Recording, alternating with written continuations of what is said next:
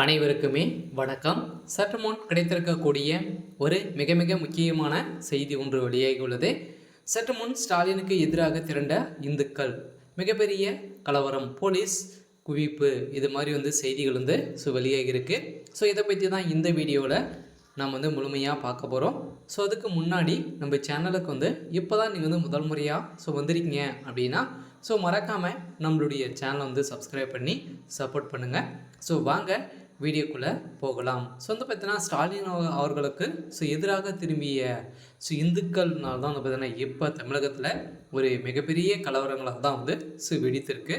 இதன் அடிப்படையில் தான் பார்த்தீங்கன்னா எண் யாத்திரை அப்படின்ற மாதிரி பார்த்தீங்கன்னா அண்ணாமலை அவர்கள் பார்த்தீங்கன்னா அங்கங்கு சென்று வாக்குகளை சேகரித்து வரும் பாஜகவுடைய மாநில தலைவர் அண்ணாமலை அவர்கள் பார்த்தீங்கன்னா இப்போ இந்துக்கள் அனைவருமே ஒன்று கூடி சனாதனத்தை ஒழிக்க வேண்டும் என திரண்ட திராவிட கட்சிக்கு இப்போ எதிராக திரும்பிய சம்பவத்தினால்தான் பார்த்தீங்கன்னா இப்போ இந்துக்கள் அனைவருமே திமுகவுடைய ஆட்சிக்கு முற்றுப்புள்ளி வைக்கக்கூடிய அளவிற்கு தான் வருகின்ற சட்டமன்ற தேர்தலில் ஒட்டுமொத்தமாக காலி செய்யக்கூடிய அளவிற்கு இப்போ இந்துக்கள் அனைத்தையுமே முதல்வர் ஸ்டாலின் அவர்களுக்கு எதிர்ப்புகள் தெரிவித்து வரும் நிலையில் தான் ஒரு மிகப்பெரிய சம்பவங்கள் நடந்திருக்கு.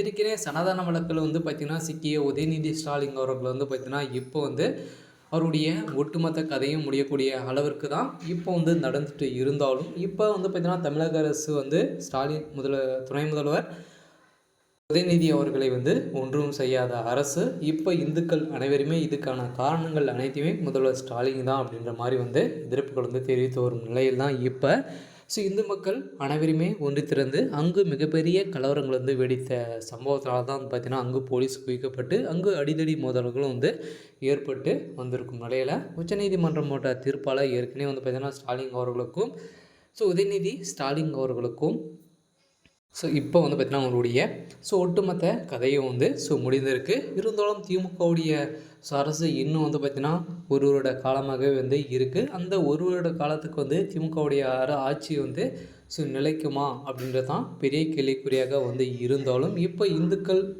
செய்த சம்பவத்தினால பார்த்திங்கன்னா ஏற்கனவே ஆந்திர மாநிலத்தில் பார்த்திங்கன்னா பவன் கல்யாண் அவர்கள் பார்த்திங்கன்னா அங்கங்கே மக்கள் அனைவருமே ஒன்று திரண்டு இந்துக்களை ஒழிக்க வேண்டும் என பேசிய உதயநிதி ஸ்டாலின் அவர்களுக்கு எதிர்ப்புகள் வந்திருந்த நிலையில் இப்போ பார்த்திங்கன்னா ஸ்டாலினுக்கு எதிராக திரும்பிய சம்பவத்தினால தான் இப்போ தமிழகத்தில் ஒரு மிகப்பெரிய கலவரங்களாக வெடித்திருக்கு. இன்று பார்த்திங்கன்னா கோபாலபுரத்தில் ஒரு மிகப்பெரிய கலவரங்கள் வெடித்த சம்பவத்தினால தான் பெரும் அதிர்ச்சியை சொல்லிச்சிருக்கு.